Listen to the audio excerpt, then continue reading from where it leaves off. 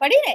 હું થોડીક એને એક્સપ્લેન કરું એટલે તમને ખબર પડે કે કોઈ પણ વસ્તુ જે જૂની ચાલતી જ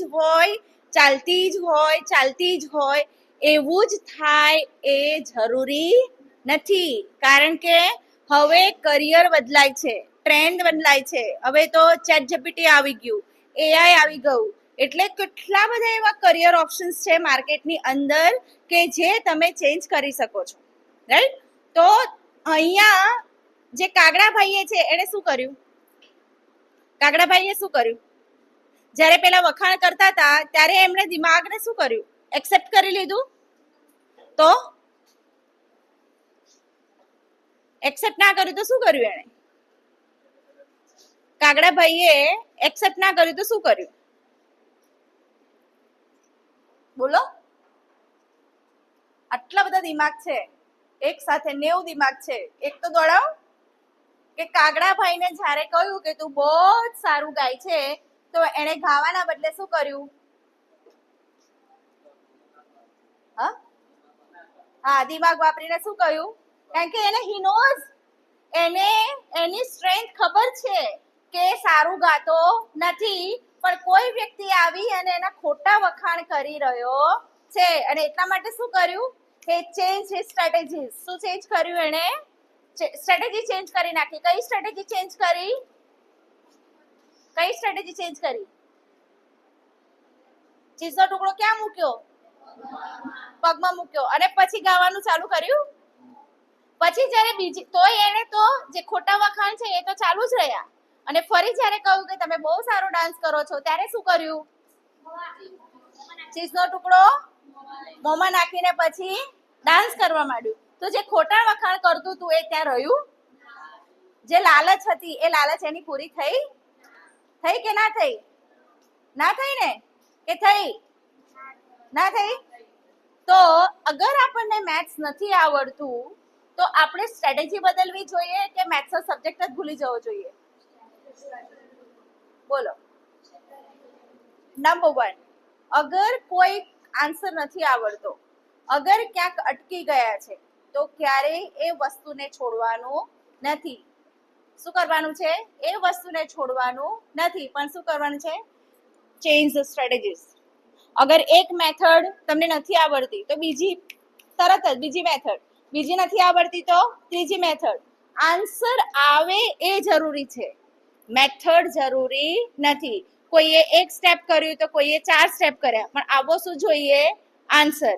તો તમારો અગર અહીંયાથી પેલી જે આપણે વાત કરી કે આ બે રસ્તા છે, અહીંયાથી હું જાઉં છું તો આ મારો સીધો રસ્તો ગયો, આ સ્ટ્રેટ જ. મારે ના આમ ફરવાનું છે, મારે ના આમ ફરવાનું છે, મારે આમ સીધું જ જવાનું છે. બીજો રસ્તો એવો છે કે મારે આમ જવું પડે, મારે આમ જવું પડે, પાછું મારે ગોળ ફરવું પડે, વળી પાછું આમ જવું, વળી પાછું આમ જવું. તો એ ક્યારે લાઈફમાં થાય? ક્યારે આપણા જીવનમાં વાંકા આમ તેમ રસ્તા આવે, અને ક્યારે આપણા જીવનમાં સીધો રસ્તો આવે?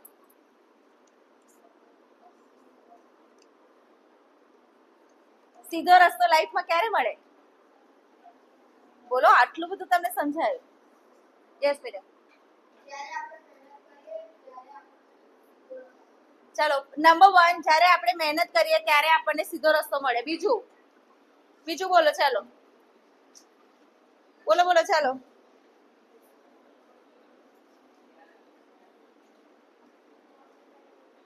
બોલો. બહુ સિમ્પલ વસ્તુ છે. તમારા ક્લાસના 2 નામ લઈએ. ચાલો હું નામ લઉં છું. એક સાહિલ છે અને બીજો ભવ્ય છે, રાઈટ? સાહિલ અને ભવ્ય 2 બેસ્ટ ફ્રેન્ડ્સ છે. આવો સેમ કિસ્સો જ્યારે હું એક સ્કૂલમાં હતી ત્યારે બન્યો. તો તમને સાંભળવો છે તો પછી તમારે અટેન્શન, જો મેં પહેલા જ કહ્યું હતું બેટા કે આ મેચ્યોર કન્ટેન્ટ છે, આ 5મા 6ઠા ધોરણનો ટોપિક નથી, ને જો તમારી મેચ્યોરિટી તમે નથી બનાવતા then you are not eligible for 9th standard. 2 best friend મારી સાથે જ બનેલું છે. આ 2 બેસ્ટ ફ્રેન્ડ હતા. હવે એ બંને જણ આવવું જવું બધું જ સાથે, બંને જણ ટ્યુશન સાથે, ભણવાનું સાથે, બધું સાથે. હવે થયું એવું કે મિડ જે આવે ને કે દિવાળીનું વેકેશન આવ્યું, એટલે દિવાળીના વેકેશન વખતે એક નવો છોકરો આવ્યો. એટલે પહેલા નામ યાદ રાખો એટલે યાદ રહે તમને. પહેલાનું નામ છે રાજુ, બીજાનું નામ છે શ્યામ. રાજુ અને શ્યામ. અને ત્રીજો જે છોકરો આવ્યો એનું નામ છે વિક્ટર. તો રાજુ અને શ્યામ બેસ્ટ ફ્રેન્ડ. રોજનું હોમવર્ક ડેઈલી કરવાનું, પછી સ્કૂલમાં જાય તો મેં આ હોમવર્ક કરી નાખ્યું, ત્યાં પૂરું કર્યું કે ના કર્યું બધું જ પૂછે, કમ્પ્લીટ પૂછે. અને જ્યારે એ પેલો બીજો છોકરો આવે ને જે થર્ડ પાર્ટી, ત્યાર પછી ધીરે ધીરે શ્યામ જે છે એ રાજુથી દૂર જવા માંડ્યો. એટલે બોલાવે ના બોલાવે, પછી પાછું કોઈક વાર તું કેમ આવતો નથી ટ્યુશન, કે બસ એમ જ. પણ જે વિક્ટર હતો એ બહુ જ પૈસા વાળો છોકરો હતો, એની પાસે બધું જ હતું અને એને એટલું બધું કે એમ ઠીક હતું, એટલે એની સાથે પાર્ટીમાં જવું, એની સાથે ક્રિકેટ રમવા જવું, એમાં ને એમાં શામનું બધું જ રહી ગયું. અને રાજુ જે છે એ જે ડેઈલી મહેનત કરતો હતો, શું કરતો હતો ડેઈલી, આજે આ ભણાવ્યું છે તો ઘરે જઈને બધું જ હોમવર્ક, બીજા દિવસે આવે તો સૌથી પહેલી એની નોટબુક રેડી હોય. અને શ્યામ પણ એવો જ હતો, પણ ધીરે ધીરે શું થયું બેટા કે શ્યામ જે છે ધીરે ધીરે એનું પઢાઈમાંથી એનું ધ્યાન કેવું થયું, ઓછું થતું ગયું. ધીમે ધીમે ધીમે ધીમે એનો ઇન્ટરેસ્ટ ઓછો થતો ગયો. અને એટલે એકવાર એવું થયું કે પહેલા સ્કૂલ બસમાં આવતો હતો શ્યામ, પછી એને તો સ્કૂલ બસમાં આવવાનું બંધ કરી દીધું અને ફ્રેન્ડ સાથે મસ્ત બુલેટમાં આવતો હતો. બંને 10th મોડમાં હતા. પેલો છોકરો આવે એ પણ 10th મોડમાં હતો. તો એક દિવસ ઘરે આવવું એમનું ટ્યુશનમાંથી એક્સિડન્ટ થઈ ગયો અને શ્યામને આવ્યો પ્લાસ્ટર. એક તો વાંચ્યું નતું, પહેલા વાંચતા હતા પણ વાંચ્યું નતું. રાજુ જે છે એનો વાંધો નહીં, એને તો બધી જ તૈયારી કરેલી હતી. અને શ્યામ જે છે એ ભાઈ અટકી ગયા. કેમ અટકી ગયા? કારણ કે ડાયવર્ટ થઈ ગયા હતા ને. પણ જ્યારે એ હોસ્પિટલમાં હતો ત્યારે રાજુ એની પાસે ગયો અને પછી એને કહ્યું કે તું ચિંતા ના કરીશ, હું તને ડેઈલી અહીંયા આવીશ અને અહીંયા આવીને હું તને ભણાવીશ જેટલું પણ છે, અને તું રીટેસ્ટ આપજે અને રીટેસ્ટમાં તું શ્યોર પાસ થઈ જઈશ. પણ એ તો બે ફ્રેન્ડ બહુ સારા હતા, એટલે અગર સારા ફ્રેન્ડ ના હોય તો શ્યામ ફેલ ના થઈ જાત કે ના થઈ જાત? હવે તમે મને એમ કહો કે આજે આ બુક છે મારી પાસે, મારે પહેલા દિવસે એક જ પેજ લખવાનું હતું અને મેં એ પેજ ના લખ્યું. એવું આળસ આવી કે આજે મારે નથી લખવું. પછી બીજા દિવસે મારી પાસે 2 પેજ થયા, તો બીજા દિવસે પણ એવું થયું મારા ક્લાસના પેલા છોકરાએ નથી લખ્યું, મારે નથી લખવું આજે. ત્રીજા દિવસે 3 પેજ થયા, પાછું ક્લાસમાં કઈ કોઈ લખે જ છે તો મારે નથી લખવું. એમ કરતા કરતા હાફ નોટબુક થઈ ગઈ. એકદમ જ સ્કૂલમાં એક્ઝામ હતી ને બોમ્બ ફૂટ્યો કે આવતીકાલે સબમિશન છે અને જો તમારું સબમિશન નહીં થાય તો તમને ઓરલના 5 માર્ક્સ મળશે નહીં. તો સ્ટ્રેસ આવે કે ના આવે? ફ્રસ્ટ્રેટ થઈ જવાય, ડિપ્રેશન આવી જાય. કેમ આવી બેટા? મહેનત નહીં, થોડું વિચારીને બોલો. હા, કારણ કે એને પહેલા દિવસે શું કર્યું? આળસ કરી. શું આળસ કરીને કહ્યું કે આજે નથી એ કરવું, આવતીકાલે. પછી આવતીકાલ થઈ તો શું થયું પાછું? આજે નથી, આવતીકાલે. પછી ત્રીજા દિવસે પણ શું આવ્યું? આવતીકાલે. એ આવતીકાલમાં શું થયું? પછી આવતીકાલમાં શું થયું? પરીક્ષા આવી ગઈ, એક્ઝામ આવી ગઈ. અને એક્ઝામ આવી ત્યારે આપણી તો નોટ કેવી હતી? ખાલી, ઇનકમ્પ્લીટ, કશું જ નહીં, બ્લેન્ક, મસ્ત એકદમ કોરી સ્લેટ. તો આવી ગયું? આવે ને ડિપ્રેશન? આવે કે ના આવે? તો હવે એક્ઝામના કેટલા દિવસ બાકી છે? 8 દિવસ બાકી છે ને. તો 8 દિવસ છે, તો 8 દિવસમાં તમારી પાસે કોઈ સ્ટ્રેટેજી છે કે કેવી રીતે સ્કોર કરી શકાય? તમારી પાસે કોઈ એવો અર્જુનને તો એવું જ કીધું હતું ને કે એની પાસે તો એક જ લક્ષ્ય હતું. અર્જુનને કેવું હતું? એક જ લક્ષ્ય હતું. એને તો ખાલી માછલીની આંખ જ દેખાતી હતી અને એટલા માટે એને વિધિ નાખી. તો તમારી પાસે એવું છે કે મારો ટાર્ગેટ 90% જ છે, કે મારો ટાર્ગેટ 95% જ છે? કારણ કે આખો દિવસ તો ક્લાસમાં 5 ભણતા હોય તો બીજા 25 તો આમથી આમ જ ફરતા હોય છે ને. તો હવે હું તમને 3 મિનિટ આપું છું. સૌથી પહેલા જે સબ્જેક્ટ તમને નથી ગમતો એનું નામ લખો. જે સબ્જેક્ટ તમને વાંચવાનો નથી ગમતો એ લખો. જે સબ્જેક્ટ વાંચવા બેસો તમને કંટાળો આવે, આ નથી કરવું, વાંચવાનું બરાબર. મેં સપોઝ મને મેથ્સ આપો તો હું મેથ્સ ને ભાગી જાઉં, કાલે કરીશ, પછી ભાગી જાઉં ના કાલે, પછી ભાગું ના, પણ એક દાખલો ના કરું તો મને મેથ્સ નથી ગમતું ને એમ. લખ્યું? હવે એક પેજ પર જો એક પેજ છે, એક પેજમાં 1 2 3 4 5 6 તો 6 સબ્જેક્ટના નામ લખી નાખો એક એક કોલમમાં. એક એક કોલમમાં 6 સબ્જેક્ટના નામ લખો.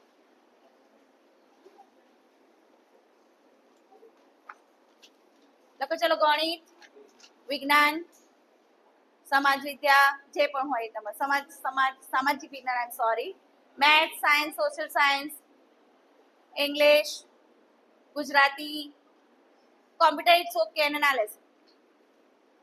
કોમ્પ્યુટર તો આમે આવડી જાય પ્રેક્ટિકલ. 6 સબ્જેક્ટ છે ને, ટોટલ 6 સબ્જેક્ટ લખ્યા. કોલમ લખવાની હતી, વાંધો નથી. હવે એ 6 સબ્જેક્ટ્સમાં એક્ઝામના કેટલા ડે બાકી રહ્યા? હવે 8. કયો સબ્જેક્ટ તમારો કમ્પ્લીટ રેડી થઈ ગયો છે એની પર ટિક કરો. અગર બાકી હોય કે 60% બાકી છે, 70% બાકી છે તો લખો બાજુમાં કે 70% બાકી છે, 20% બાકી છે, 30% બાકી છે, એમ લખો. અગર મેથ્સ છે એના 2 ચેપ્ટર બાકી હોય તો કેવું કહેવાય કે હજી 30% બાકી છે કે 20% બાકી છે, એમ લખો.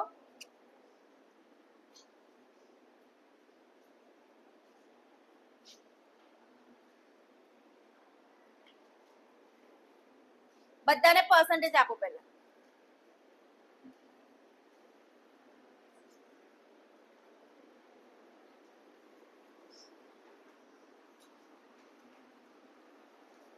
લખ્યું?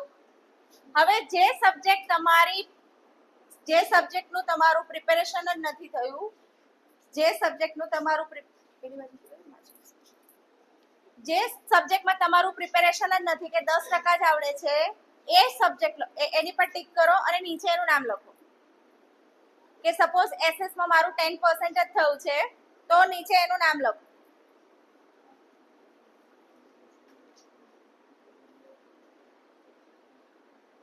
લખ્યું? હવે સપોઝ કે હું ખાલી એક એક્ઝામ્પલ આપું છું, જસ્ટ લિસન ટુ મી, કે મેથ્સ સબ્જેક્ટ છે, રાઈટ? તો મેથ્સના 6 ચેપ્ટર હોય તો 6 ચેપ્ટર મને નથી આવડતા એવું ના હોય, કે મને મેથ્સ સબ્જેક્ટ નથી આવડતો એવું ના હોય. મેથ્સના 6 ચેપ્ટર્સ છે, એ 6 ચેપ્ટર્સનું એક જ ચેપ્ટર એવું હશે જે તમને નહીં ગમતું હોય. Did you get my point? અગર તમે એવું બોલો છો કે સાયન્સ મને નથી ગમતું તો આખો સાયન્સ સબ્જેક્ટ ના ગમે એવું બને નહીં, પણ સાયન્સની અંદર કોઈ પર્ટિક્યુલર એક એવું ટોપિક હશે જે તમને નહીં ગમતું હોય. હું બરાબર બોલું છું? તો આમાં જે સબ્જેક્ટનું તમારું વાંચવાનું બાકી છે એનું કયો ટોપિક કે કયું એવું પ્રકરણ છે કે કયું એવું ચેપ્ટર છે જે કમ્પ્લીટ નથી આવડતું એ લખો.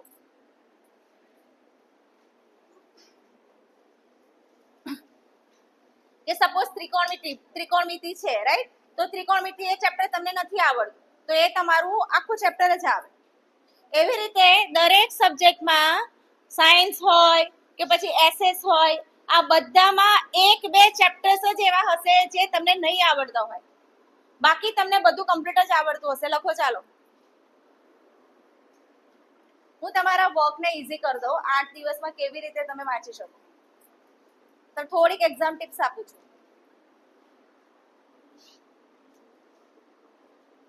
અગર ટોપિક ભૂલી ગયા હોય તો બાજુમાં ફ્રેન્ડને પૂછી લેજો.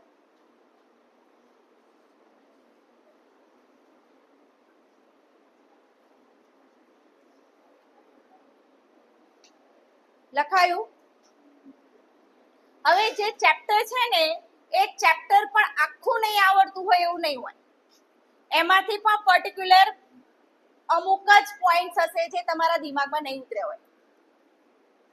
છે એવું કે સપોઝ મેં ત્રિકોણમિતિ લીધી તો મને cos થીટા અને sin થીટા અને બધું આવડે છે, પણ પછી મને ક્યાં નથી આવડતું cos is equal to what, sin is equal to what, એ મને નથી આવડતું. તો એવી રીતે તમે જે ચેપ્ટર લખ્યું એ ચેપ્ટરમાં કેટલા પોઈન્ટ્સ તમને ભેજામાં ઉતર્યા જ નથી.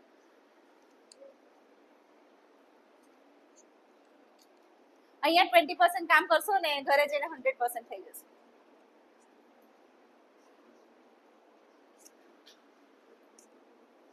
લખાયું? હવે મારી એક્ઝામ ટિપ્સ સાંભળો. 8 દિવસ બાકી રહ્યા. 8 દિવસ રહ્યા ને. સવારે 5:20 નું એલાર્મ મૂકવાનું. બાજુની બેડની બાજુમાં નહીં મૂકવાનું, આગળના રૂમમાં મૂકવાનું, જેથી કરીને સ્નૂઝિંગ થાય તો તમે ઊભો થઈ શકો. એના માટે number 1 wake up call. Wake up call એટલે 10 9 8 7 6 5 4 3 2 1 ઉઠ જા. ઓકે, કોને સેલ્ફ મોટિવેશન આપવાનું છે? પોતાને. શું બોલવાનું છે? 10 9 8 7 6 4 5 3 2 1 ઉઠ જા. છૂટકો જ નથી, નહીં તો ફેલ થઈ જવાશે. તો ઉઠી ગયા. ઉઠીને સૌથી પહેલા આપણને અગર કારેલાનું શાક નથી ભાવતું, સપોઝ કે તમે કઈ બુફેમાં ગયા, રાઈટ? તો બુફેમાં જાઓ તો પહેલા શું કરો? બધું ટેસ્ટ કરો ને છેલ્લે જે ભાવતું હોય એ જ ખાવ છો ને. પણ અહીંયા આપણે શું કરવાનું છે કે મને સ્કિન ડિસીઝ છે તો મારે આ મેડિસિન લેવી પડશે. તો અહીંયા તમને અગર મેથ્સ સબ્જેક્ટ નથી ફાવતો કે સાયન્સ નથી ફાવતું તો ઉઠીને પહેલા કયો સબ્જેક્ટ પકડવાનો? રાઈટ? ગીવ 30. કેટલી મિનિટ વાંચવાનું? 15 મિનિટ. કેટલી મિનિટ? 15 મિનિટ વાંચો, 5 મિનિટ ઊભા થઈ જાઓ. ફરીથી 15 મિનિટ વાંચો, 5 મિનિટ ઊભા થઈ જાઓ. ફરીથી 15 મિનિટ વાંચો, 5 મિનિટ ઊભા થઈ જાઓ અને પછી 10 મિનિટની બ્રેક લો. જો આવી રીતે 8 દિવસ વાંચ્યું ને તો હું ગેરંટી આપું છું કે જેના 70% છે 75, જે એવું લાગે છે કે આપણે નથી ઉકરવાના તો એ અરાઉન્ડ પાસ થઈ જાય, જે 80 છે 85 આવે. પણ સૌથી પહેલો કયો call? Wake up call. Wake up call એટલે કેટલા વાગે ઉઠવું પડે? 5:30 ઉઠી જ જવાનું. જે પણ, અને આટલા 8 દિવસ ડાયટનું ખાસ ધ્યાન રાખવાનું. પાણી મેક્સિમમ પીઓ. અગર પાણી નહીં પીઓ તો ડિહાઇડ્રેટ થઈ જશે, અને ડિહાઇડ્રેટ થાય એટલે માથું દુખે. શરીરમાં પાણી ઓછું થઈ જાય તો શું થાય? માથું દુખે. ખાઈએ નહીં એટલે પેટમાં પછી બબલ્સ બોલ્યા જ કરે, અને એના કારણે આપણને ભણવામાં ધ્યાન લાગે નહીં. તો આ બે વસ્તુ, એક ખાવા પીવા પર ધ્યાન આપવાનું, અને બીજું એવું નથી કે બહારનું ના ખાવ, બધું જ ખાવ, પણ ખાવ. ખાવું બહુ જરૂરી છે, પેટમાં કંઈક જવું જરૂરી છે, રાઈટ? થર્ડ વસ્તુ કે જે તમે આ બનાવ્યું ને, લિસ્ટ બનાવ્યું, એ લિસ્ટમાંથી તમારે હવે પિક કરવાનું કે આ ચેપ્ટર મને નથી આવડતું. તો જે ચેપ્ટર મને નથી આવડતા એનું આજે ઘરે જઈને તમે શું બનાવશો? લિસ્ટ બનાવવાનું. કે એસએસ ના કેટલા ચેપ્ટર નથી આવડતા? લિસ્ટ બન્યું. સાયન્સ ના કેટલા નથી આવડતા? લિસ્ટ બન્યું. મેથ્સ ના કેટલા ચેપ્ટર નથી આવડતા? લિસ્ટ બન્યું. એટલા ચેપ્ટર તમારે 8 દિવસમાં પૂરા કરી દેવાના. થાય? તમારા 9th ના ચેપ્ટર 1 દિવસમાં 1 થઈ જાય. થાય કે ના થાય? જો આ રીતે તમે પ્રોપર પ્લાનિંગ કર્યું તો 8 દિવસ પછીની જે એક્ઝામ છે એમાં જે પેન આપણે યુઝ કરી હતી એ પેનનો 100% ત્યાં આગળ બેનિફિટ તમને મળે. અહીંયા મેં તમને ખાલી સ્ટ્રીમ સિલેક્શનની વાત કરી. હવે નેક્સ્ટ જ્યારે આપણે મળીશું ત્યારે એની અંદર હું તમને ડિટેલમાં કહીશ કે કરિયર કોઈ હલશે નહીં. કરિયર ઇન્ટરેસ્ટ એટલે શું, કરિયર પર્સનાલિટી એટલે શું, અને એ કરિયરમાં કેવી રીતે કામ લાગે છે. Thank you so much for listening to me, અને આઈ હોપ તમને કંઈ શીખવાનું મળ્યું. શું શીખવાનું મળ્યું? કોઈને જવા ના દઉં, સરખા બેસ. શું શીખવાનું મળ્યા? કોઈ એક પોઈન્ટ? જેમાં ઇન્ટરેસ્ટ છે એને જ કરવું જોઈએ. આપને મારું નામ પડિયાર ભગવતી છે. આપણે જેમાં ઇન્ટરેસ્ટ છે આપણે એમાં આગળ વધવું જોઈએ. જેમાં ઇન્ટરેસ્ટ હોય એ જ કામ કરવાનું. બીજું એટલે ઇન્ટરેસ્ટ તો શોધવો પડશે ને, કે મને ઇન્ટરેસ્ટ છે કે નહીં, એ તો જોવું પડે કે ના જોવું પડે. તો આ જે આખું છે, હવે આજથી જે પણ કામ કરો છો એમાં જુઓ કે મારી પર્સનાલિટી સાથે મેચ થાય છે, મારા ઇન્ટરેસ્ટ સાથે મેચ થાય છે, જેથી કરીને જ્યારે સ્ટ્રીમ સિલેક્શનની વાત આવે ત્યારે તમારે ક્યારેય ક્યાંય જવું પડે નહીં. મારો એક પેરેન્ટ માટે મેસેજ છે કે જ્યારે આપણે રાઈટ જ્યારે હોટલમાં જઈએ છીએ અને જ્યારે રેસ્ટોરન્ટમાં જઈએ છીએ ત્યારે એક મેનુ ડિસાઈડ કરવાનું હોય તો આપણે કલાક 2 કલાક લઈ લઈએ છીએ, અને એમાં આપણે એકબીજાની ઓપિનિયન લઈએ છીએ કે તને મંચુરિયન ભાવે છે તો તને હરાભરા કબાબ ભાવે છે. ત્યારે જો આપણે એ ઘરની અંદર સોલ્વ કરતા હોય તો કરિયરની જ્યારે વાત આવે ત્યારે મામા કેમ, ત્યારે દાદા કેમ, તો શું બાળકને અધિકાર નથી એનો કરિયરનું સિલેક્શન કરવાનું? Thank you so much.